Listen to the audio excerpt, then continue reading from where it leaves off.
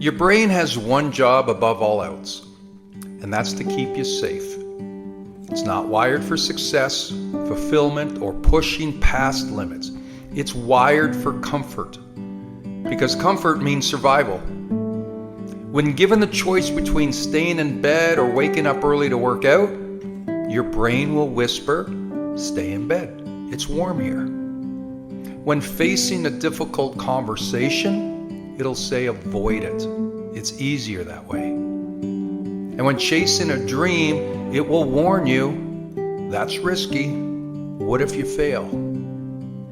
Now, that's not a weakness, it's biology.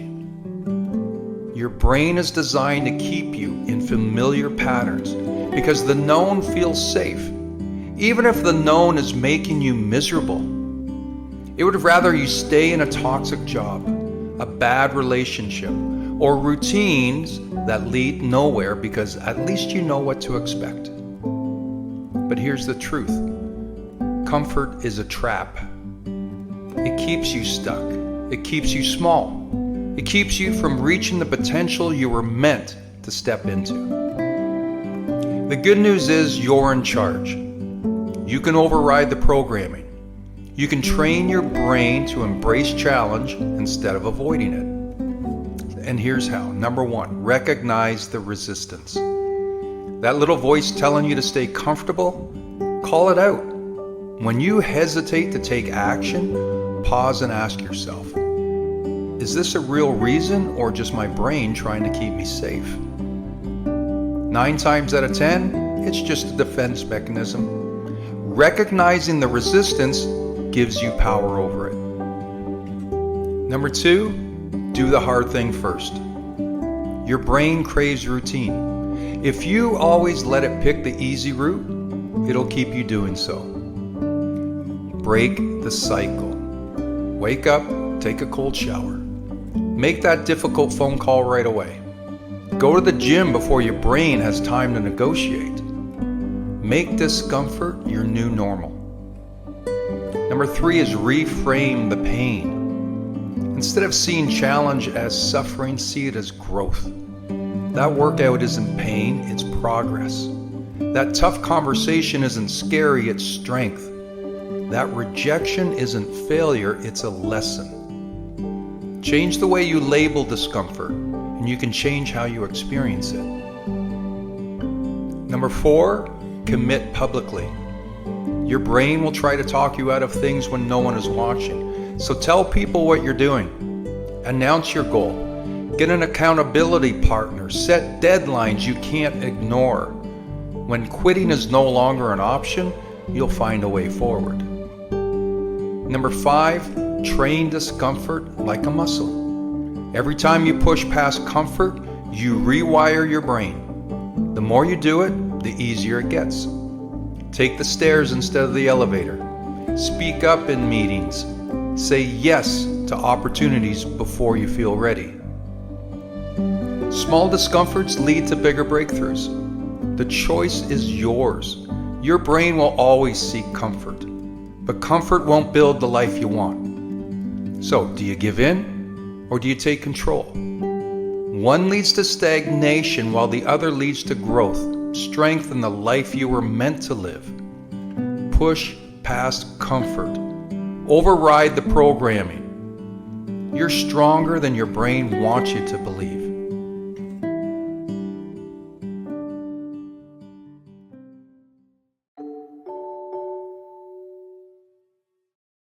A relapse is an experience that carries so much weight. It's a moment that feels heavy with guilt, shame, and frustration.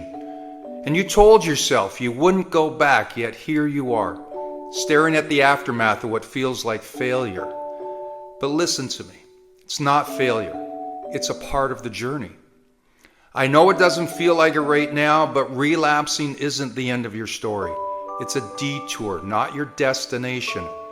Every single person who has overcome great challenges has stumbled. They've fallen. They've questioned whether they could get back up. And do you know what separates those who rise from those who stay down? It's their mindset. I'll remind you, you're human, not perfect. Let me say this loud and clear. You are not your mistakes. You are not weak because you stumbled. You are human. And humans are beautifully imperfect. Growth isn't a straight line. It's messy, unpredictable, and sometimes feels like 2 steps forward and 1 step back. But even when you step back, you've still gained ground from where you started. If relapsing means you've fallen off the path, that means there's a path to begin with. That means you've been making progress. You've been showing up for yourself. You've been fighting for something better, and that fight isn't over just because you had a bad day or a bad week. So how do you move forward from here? How do you rise from what feels like rock bottom? First step is forgive yourself. Let go of the self-blame. Punishing yourself for what's already happened only drags you down further. Instead, give yourself the grace you would give a friend. Would you call them a failure, or would you remind them of their strength and encourage them to keep going? Do the same for yourself. Step 2 is reflect, but don't dwell. Take a moment to look back, not to beat yourself up, but to learn. What triggered this relapse? What thoughts, feelings, or situations pushed you off course? Understanding the why can help you prepare for the future. Step 3 is you're going to recommit to your goals. A setback doesn't erase your progress. You don't have to start over completely. You just need to pick yourself up and keep going. Adjust your plan if you need to, and reach out for support if you need it, but don't let this be the moment you give up. Step 4, I want you to refocus on the next step. Don't overwhelm yourself with the long road ahead. Just take the next step. One small action can shift your mindset. It can rebuild your momentum and remind you of your strength. You see, mindset is your superpower. Your mind is your most powerful tool in recovery. If you feed it thoughts of self-doubt and despair, it will believe them. But if you remind yourself of your resilience, your worth, and your ability to rise, your mind will believe that too. Every time you get back up after a relapse, you're proving to yourself that you're stronger than your setbacks. You're teaching yourself perseverance. You're building a foundation of strength that no stumble can take away. A relapse isn't the end of your story. Your journey isn't over. This moment doesn't define you, it prepares you. It reminds you of why you got started in the first place and what you're fighting for. So don't give up on yourself. Don't let this stumble be the chapter where your story ends. Stand back up. Take a deep breath and take 1 step forward. Your best days are still ahead of you, and when you finally look back on this chapter of your life, you'll realize that this wasn't the moment you failed. This was the moment you decided to rise stronger than ever.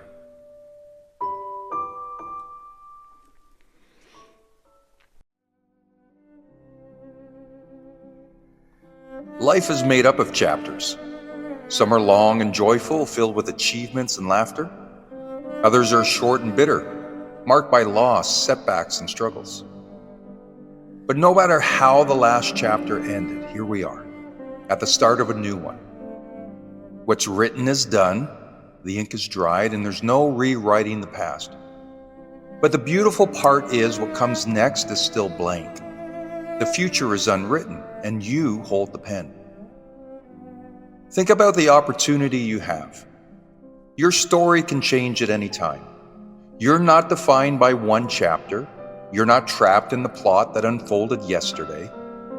The pain of your last chapter doesn't have to be carried into this one. The mistakes, the regrets, the doubts, those are part of your story, yes, but they're not the whole story. If you want to start fresh, you can. If you want to rewrite your character, you can. If you want to close the book on what was and step boldly into what could be, the choice is yours to make. There's nothing more powerful than the realization that you don't have to keep reading the same page over and over. Sometimes we get stuck in our stories. We replay failures. We cling to old identities. We tell ourselves, this is just who we are. But that's not true. You're not a fixed character. You're someone who can evolve. someone who could grow, someone who can surprise the world and yourself with what's next. Maybe you've been carrying a chapter that's been hard to close. Maybe it's a relationship, a career, a habit, or even a version of yourself that's no longer serving you. It's time to let it go. It's time to take a deep breath, close that chapter, and turn the page. Because here's the thing about life, it doesn't wait for you to be ready. Time will move forward, whether you cling to the old story or write a new one. So why not decide that this next chapter will be better? Why not decide to bring new energy, new hope, and new determination into the blank pages ahead? Why not believe that the best part of your story has yet to be written? Some chapters end not because we failed, but because we've grown. Life pushes us forward whether we like it or not, because it knows that we're capable of more. And while the unknown can feel scary, it's also where possibility lives. The next chapter could be the one where you rise after falling, the one where you discover your purpose, the one where you find love, rebuild your confidence, or chase the dream you've been afraid to admit. But this is going to start with you. It's going to start with the courage to say that the past does not own you, that you decide what happens next. You don't have to have it all figured out. You don't need to know the ending. All you need is the willingness to write the next sentence, the next paragraph, the next page, one step, one day at a time. This is your story, not your parents, not your friends, not the critics who told you to settle, but yours. So close the chapter that no longer fits. Forgive yourself for what's been, and step into this new page with courage, knowing that the future is still yours to write. Because no matter how the last chapter ended, your story isn't over. It's just beginning.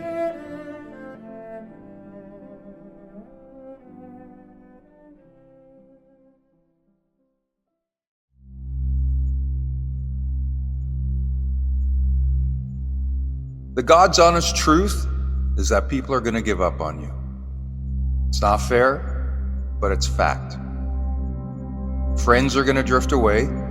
Mentors may move on. And the people you thought would stand by your side might turn their backs when the road gets tough.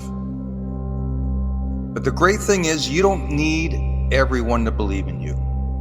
You only need one person, and that person is you.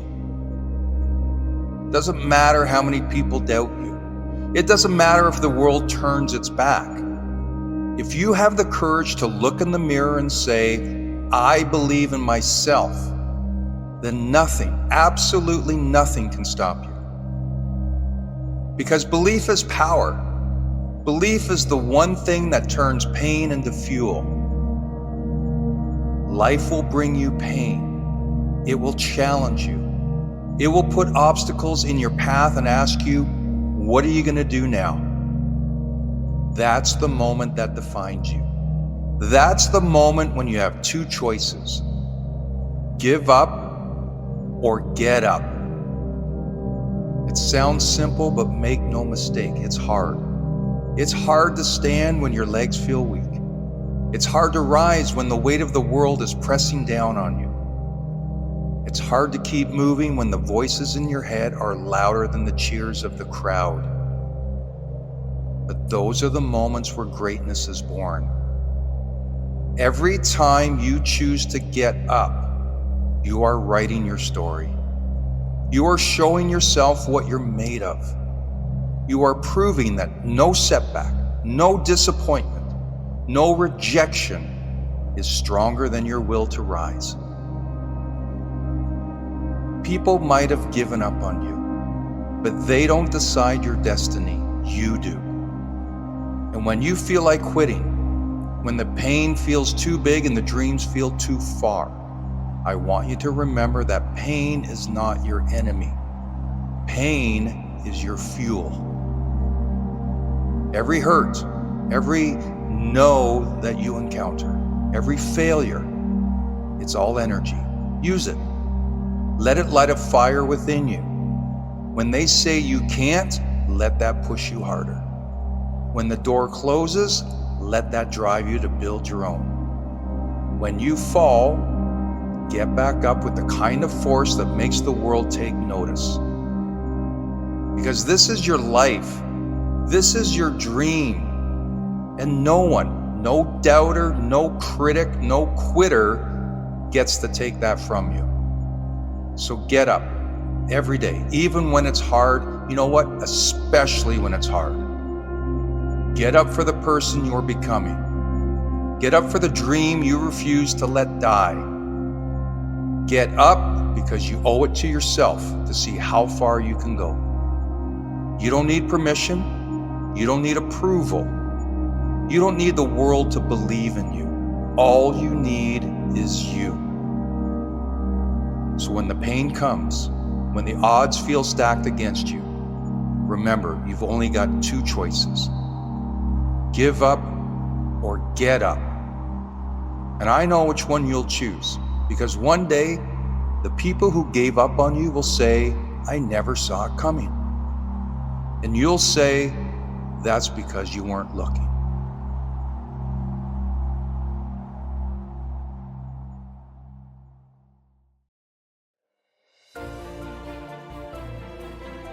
A winning attitude isn't reserved for those born with luck or talent. It's a mindset anyone can develop. It's the belief that no matter the odds, you can overcome challenges and rise to your potential. A winning attitude is the key to unlocking success in every area of life. It's not about having everything go perfectly. It's about how you show up when things don't. Let's dive into how to cultivate this kind of mindset and build an attitude that attracts success. First, take ownership of your mindset. Winners know that everything starts in the mind. You can't control every circumstance, but you can control how you respond. Too often, people fall into the habit of blaming others or waiting for luck. But winners take ownership of their attitude and outcomes. Replace negative thoughts with empowering ones. Remind yourself, I'm in control of my response. When you shift your mindset to ownership, you become unstoppable. Number 2, fail forward, not backward. Failure isn't the end, it's part of the process. Winners don't fear failure, they learn from it. Because every setback holds a lesson, and every lesson is a step towards success. When things don't go your way, ask, what can I take from this? Embrace failure as a tool for growth, not a sign to stop. Remember, every champion has lost, but they never quit. Number 3, surround yourself with winners. You become the average of the people you surround yourself with. Winners lift each other up. They challenge you, push you, and inspire you to keep going. Find people who have a positive, growth-focused mindset, and distance yourself from negativity or those who hold you back. A winning attitude is contagious. Surround yourself with the right energy, and you'll feel it in your life. Number 4, focus on the process, not just the outcome. Winners don't obsess over results. They fall in love with the process. It's the small, consistent actions that lead to big victories. Instead of worrying about the final goal, focus on what you can do today to get closer to it. When you love the grind, the results will follow. Success isn't a destination, it's a habit. Winners know that the path is just as important as the prize. Number 5, commit to discipline, not motivation. Motivation comes and goes, but discipline builds winners. A winning attitude means doing what you need to do, even when you don't feel like it. Create routines that keep you on track. Set non-negotiable standards for yourself. Show up no matter what. Discipline makes the difference between wishing and achieving. It's not always easy, but it's always worth it. Number 6, celebrate small wins along the way. Winners don't wait for the big victory to celebrate. They find joy in the small wins along the journey. Each step forward matters. Acknowledge every bit of progress you make. Use those small victories to fuel your momentum. When you celebrate your progress, you train your mind to stay motivated for the long haul. The difference between those who win and those who quit is attitude. A winning attitude isn't about avoiding challenges, it's about choosing to rise above them. It's knowing that success is earned through daily habits, through failure, through persistence, and through the belief that you are capable of more. What will you choose today? Will you let setbacks define you, or will you develop the mindset of a winner? Start now. Take ownership of your mindset. Focus on progress and commit to showing up every day. A winning attitude isn't built overnight. It's built one decision, one action, and one victory at a time. So go out there and win today, because the only thing standing between you and success is the attitude you bring to the table.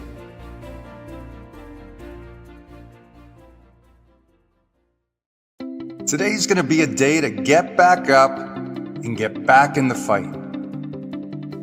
I mean, we've all been there, that moment when life knocks you down so hard and it feels impossible to get back up. I mean, maybe you work tirelessly towards a goal, only to see it slip through your fingers. Maybe you put your heart into something, your career, a relationship, or a dream, and it didn't turn out the way you'd hoped. And I know it hurts, and in those moments it's easy to feel defeated and to question everything. But what you need to remember is defeat is not the end. It's a part of the process. Every person who has achieved success, every person you admire, they've had their own version of failures. They've been knocked down, just like you. But the difference is they chose to get back up. They didn't let defeat define them. In fact, they used it as fuel to keep them going. When you're in the middle of a tough defeat, it can feel overwhelming. You might be asking yourself, why did this happen to me? Or what's the point of trying again? But the truth is, it's not about avoiding failure. It's about how you respond to it, how you choose to stand back up, to dust yourself off and keep moving forward. Really, think of a baby learning to walk. They don't get it right the first time. They'll fall over and over again. But as a baby, they don't see those falls as failures. They see them as part of learning, and with each fall, they get stronger, more determined. And eventually they figure it out because they didn't give up. Life's the same way. The setbacks you face today are not there to stop you. They're there to teach you, to make you stronger and more resilient. It's okay to feel disappointed. It's okay to take a moment to catch your breath. But don't stay down. Don't let that tough defeat be the final chapter of your story. Instead, let it be the chapter where you rise, where you prove to yourself just how strong you really are. Because you are stronger than you think. Every defeat, every failure, that's a step towards something greater. It's not a sign that you're not good enough. It's an opportunity to grow, to learn, and to come back even better. It's imperative to remember that the road to success isn't a straight line. It's full of twists and turns and, yes, setbacks. But those setbacks are what make the victories so much sweeter. And no matter how tough it feels right now, you have the power to rise above it. So pick yourself up, dust yourself off. Remind yourself that this defeat does not define you. What defines you is your ability to keep going, no matter how many times life tries to knock you down. Because in the end, it's not the defeat that matters, it's what you do next.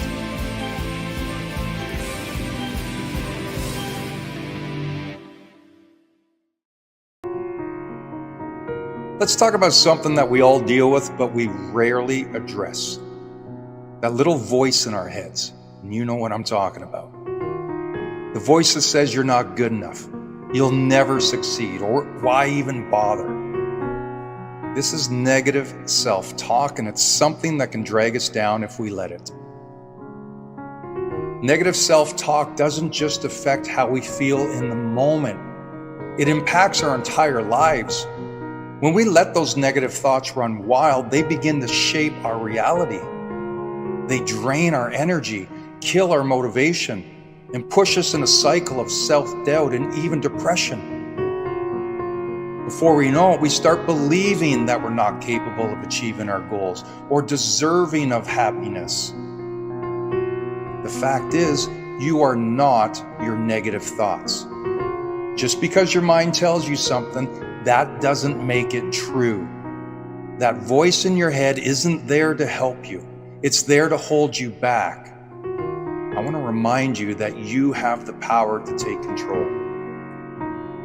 The first step in handling negative self-talk is recognizing when it's happening. Pay attention to the thoughts that come up.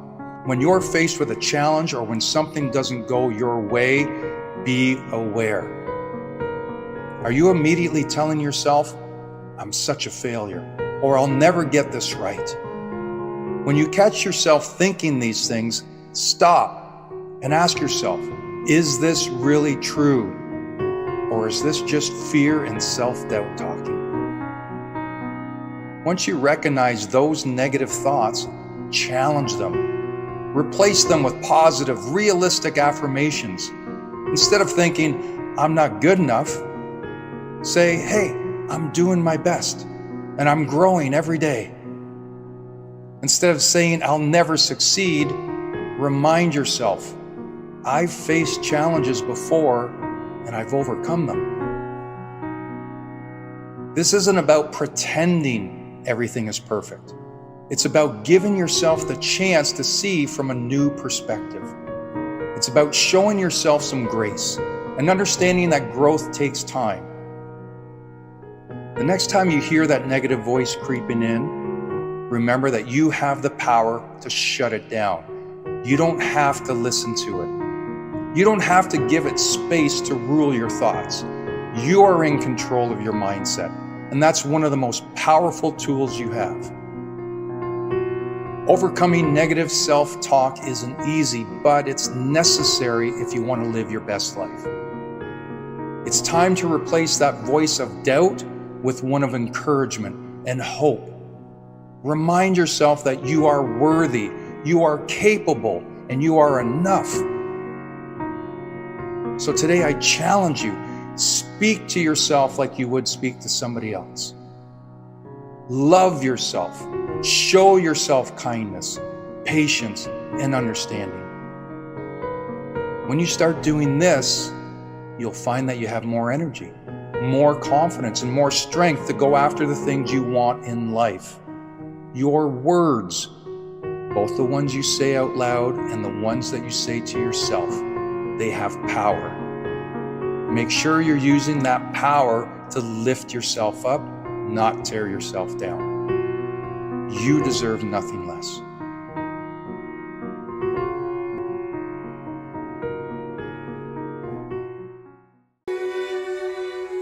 You know, we're emotional beings. Some days we're up, other days we're down. Sometimes we can break through barriers, while other times we're too weak to get off the couch. We can feel powerful, then in an instant we can be triggered and feel overwhelmed. I mean, what's going on with our emotions? Why can't we seem to control our inner feelings? And why do we have so many down times? Really, in a single day, you can experience the full range of emotions from highs to lows. How you feel internally is directly related to your external factors, but that's not where the power lies. Where it all begins is with your state, or in other words, your state of mind. When you're in a happy, positive state, the emotions that flow are generally aligned with your positivity. Hence, you act positive, you think positive, and you feel positive. In this state, life's good, and all the outside forces are filtered through this positive lens. But let's look at an example of the opposite that we can all relate to. What's your state first thing in the morning? Are you positive and ready to go? Energized? Unlikely. Most people will start the day in a low activation state. That's why they feel sluggish, maybe grumpy. This experience is being filtered by that low activation state, and our emotions are following. See, how you interpret the world is through your state. It's not the outside factors that affect you. It's how you're filtering these things. So if we want to feel more positive and energetic, it stands to reason that we need to get ourselves into a positive and energetic state. Well, easier said than done. As I mentioned earlier, we tend to drift into negative much easier than positive. We blame the outside world, but again, how we view the outside world is through the lens of our state. So the real issue is, how do we get ourselves into positive states more often? Our brain's default system is to see what's going wrong or what's lacking. And when you're looking for problems, well, guess what? You're going to find them everywhere. You don't even have to look for them because they're fed to you from all directions. Whether it's the news or gossip or social feeds, there's negativity coming at you from everywhere. And the more we focus on all this stuff, the worse we feel. Our emotions come from this negative state, which is filtering all this information. So no wonder the population thinks the world is bad. Look at what we're being fed. So here's the thing. We don't control the outside forces. We only control how we interpret the forces, which requires that I control my state if I want to keep in a positive mood. All right, there's two ways to do it. First, focus on the positive. Be grateful for what you have. What you look for, you'll find. And second, change your physiology. Get up, get moving, feed or strengthen your body, and you'll start to feel better. Remember, it's all about getting yourself into a better state so that you can filter the world and your emotions will follow.